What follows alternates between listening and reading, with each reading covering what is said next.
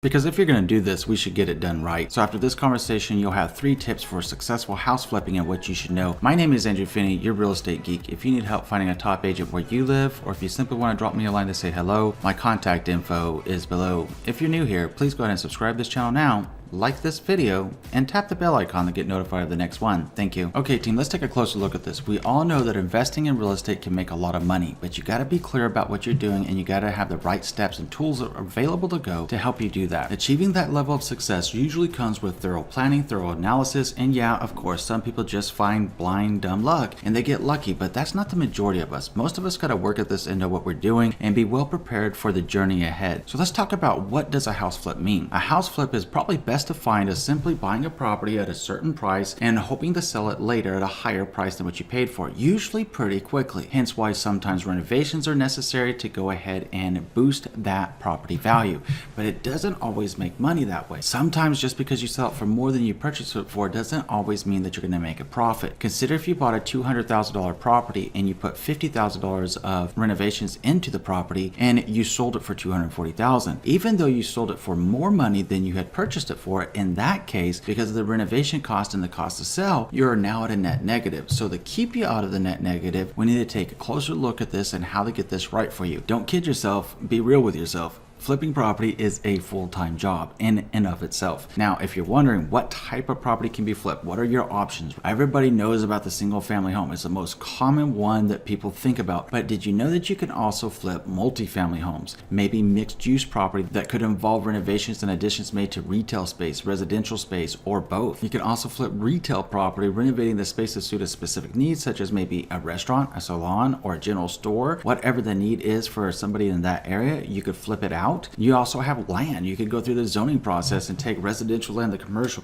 land to industrial land to residential, what have you. Now there's a lot more that goes into that than simply saying, oh, you can go through the rezoning category. So I'm going to pop up one of the cards about buying land and what you should be looking for so you understand more about that if that's something you want to consider. So let's go ahead and go into the 3 tips. The first one is buy at the right price, which is always so much easier said than done. Everybody says buy at the right price, sell high, buy low, everything's good, right? Not always the case. You gotta be realistic. It's so much easier said than done because depending on the market conditions and what the real estate market is doing, you might not always be able to buy at the exact right price. So how do you determine the exact right price for you and what you're most comfortable with? The first thing that we should do is take a look at what's called an after repair value and make sure that we are determining what yours is so that you know what your comfort zone is. So again, the term is after repair value, also an acronym ARV. The first thing that you need to do when you're determining what the after repair value of the property should be is actually look at what the property should be selling for after you've completed the renovations on the property. You'll also want to take specific note of what the recent comparables are doing. When we say the most recent comparables, we're talking about the most recent 90-day cycle of what property values are doing around the property that you're flipping. You got to be realistic about it. It's not an exact science when we talk about comps, but there are some statistical analysis that you can pull to get a ballpark value of what that property is going to be worth by comparing like-in-kind homes of 4-bed on 4-bed, 2-bath on 2-bath, etc. There's a little bit more to it. So let's talk about comps. You want to look at the square footage, keep it within like 10% of like-in-kind to the property that you're selling. You want to look at the quality of the renovation. What was the kind of fit and finish that you did to the property? How does it stack up to the comparables? Did it add value or did it subtract value? Not every renovation actually boosts value. If it's done incorrectly, it can harm the value. So make sure that you're making the smart renovations that add and boost value. What's the location look like? What some areas of town will be better than others, obviously, right? You have certain areas of town where, and here in Las Vegas, Nevada, that you could take the exact same home, and I've seen it with like new home builders too. You go from one area of town, the house might be like $600,000. You go to a different area of town, it might be like $450,000. You go into a different part of town, that exact same model, exact same size, exact same everything might be like $375,000 or $400,000. So you always got to make sure that location rings true in your mind, because it's not just a saying, it's true. The lot size, larger lots will normally be a little bit more valuable depending on who's looking at the property. So lot size really depends on what's going on in that general area and how lots are perceived as far as value is concerned in the mind's eye of a buyer. Then what amenities does the property have? Does it have central air conditioning? Is it an in-ground pool? Does it have a finished basement, a master suite that's already been renovated, or hopefully you might be doing it? You got to take all these things into account. One of the best people that you can probably have on your team is a trusted real estate advisor in your area that you feel comfortable with, they feel comfortable with you, and then they can take care of all the comping of the property and help you you determine your after repair value. The next part that you do is you start subtracting your cost. In order to buy a property at the right price, we need to know how much you're going to be paying for the property and how much you're going to be spending on the property. So when we start taking a look at this, you got to consider 4 different variables. The first one, the closing cost on the purchase. Now that's going to include the title insurance, the home inspections, attorney fees if you're in an attorney state or chosen to use an attorney, any surveys that may have been needed, a bank fee, the recording fees, the deed, and the mortgage itself. The second part is now going into the renovation costs. You're going to talk about your construction costs. You need to know if you need permits. The different towns require different permits for different projects. What are your material costs and what are the costs of your labor? The third point is your holding costs. How long are you going to hold this property? You're going to need to plan for the insurance payments, the taxes, the payment on any loans, and possible utility costs. Now, if you're wondering how long does it normally take to flip a property, on average, when people are looking at flipping property, it can take anywhere from 4 to 6 months. So you need to plan on the 6-month variable of holding that property from start to finish if done correctly and done successfully. It's something to think about and something to be very real about as you're planning out your holding cost. It's extremely important. That could be where you make or break yourself on your numbers, okay? Now, the fourth thing is your closing cost on the sale. So in other words, when you've listed it for sale, a buyer has purchased it, now you're going to have closing costs on that sale. And they're going to normally be comprised of attorney fees if you're in the attorney state, possibly a realty transfer tax. Like here in Las Vegas, Nevada, we have what's called a real property transfer tax. So that's generally paid for by the sellers, so you need to consider that. You're going to have your realtor's commission, you're going to have the recording fees, you're going to have the deed, you're going to have the mortgage, the town inspection fees, a possible certificate of occupancy depending on what your city requires. So there's so much that goes into this. You want to be clear on what all your costs are. So once we realistically determine what that property should sell for, subtracting your cost, then we can take a look at your profit. So then we got to identify what your profit motive is. You're probably not going through all of this as a mere exercise just for fun. You're doing this because you want to make some money. Maybe you want to make 5K, and probably 5K is like,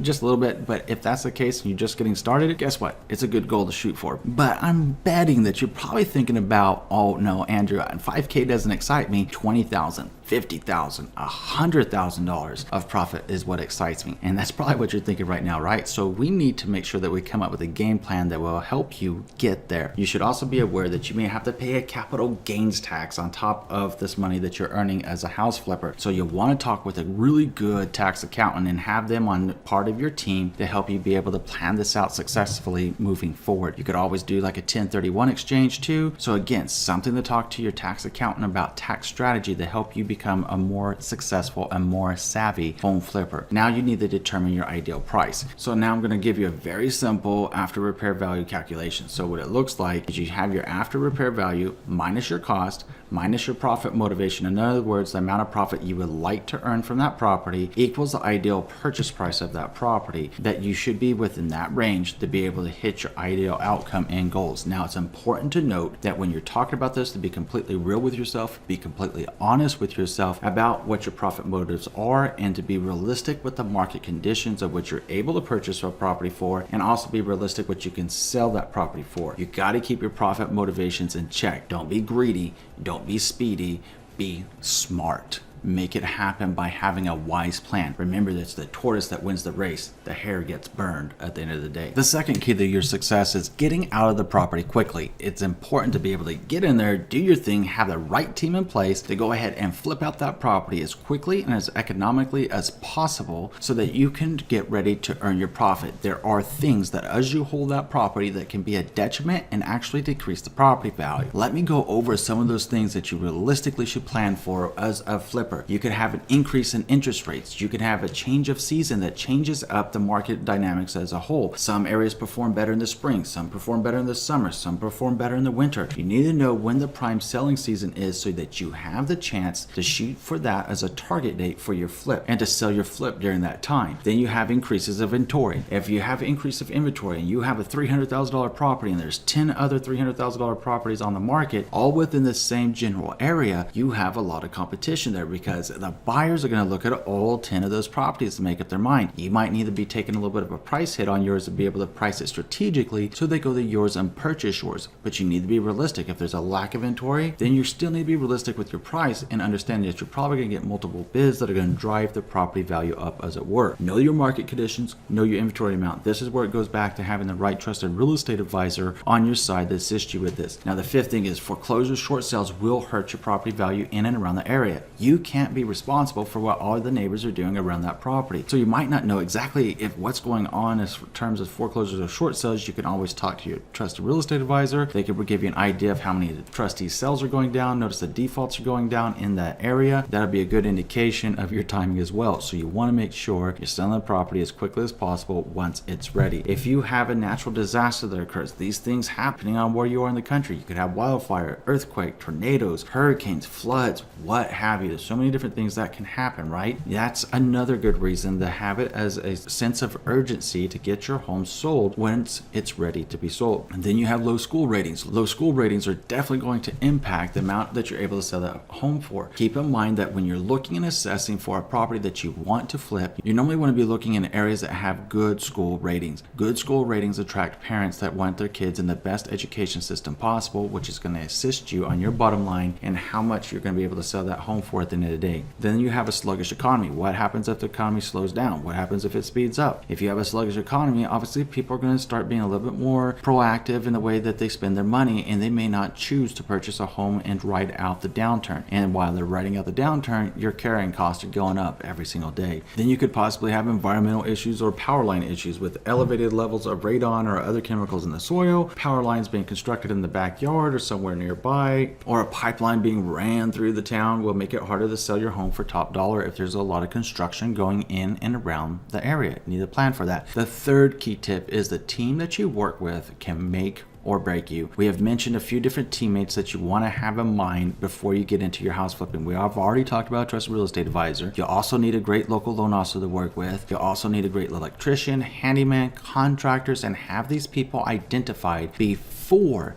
you make your first purchase, because having the right team ready to go is going to help you be successful. If you don't have a team, or if you're just planning this out and kind of shooting from the hip, then unfortunately you're probably getting ready for a heartache and you're going to devastate your own financial situation if you don't plan this out correctly. So make sure that you get your key people in place up front right away. And in fact, your trusted real estate advisor probably going to be able to introduce you to several of these other players that are going to be very important to your success. And don't forget your designers. And one thing when you're thinking about designing, right, sometimes a buyer's not going to notice the difference between a $400 faucet and like a $50 faucet. So if it looks just as good, it's something that you can use. Keep in mind that when you go to the store, all that name brand stuff is so expensive, right? But you can buy the stuff that maybe isn't name brand, but looks every bit as good and also functions just as well. Function there is actually more important than appearance, because if it doesn't function correctly, you're going to have an issue on your home inspection. Something to consider, something to think about, right? So have a good designer in mind that can help you cut your cost and improve the property for the least amount of money possible with the most wow and shock factor available. Your contractors are extremely important. Keep in mind, like your electricians, your plumbers, your siders, your roofers, your HVAC contractors, painters, pavers, and anyone else you might need to know have a tendency to underestimate how long a job will take. It's not their fault. They don't really know until they get into it and see what's going on. Certain things in the home inspection could have been revealed. Some things may not have been revealed. Once you start popping off that sheetrock, if that's what you're doing, then the truth of the matter starts coming out, and sometimes that causes a delay. So make sure that you give your contractors a little bit of a buffer time, at least ways in your internal planning phase of how long it should realistically take, so that you stay on track with what you want to do. Now, when you get ready to put your property on the market, make sure that you're pricing it right from the start, at the value or slightly under what the market values are doing, and be mindful of your margins and balance it against the projected holding cost of your property. Make sure that you're looking at this from the realistic point of view by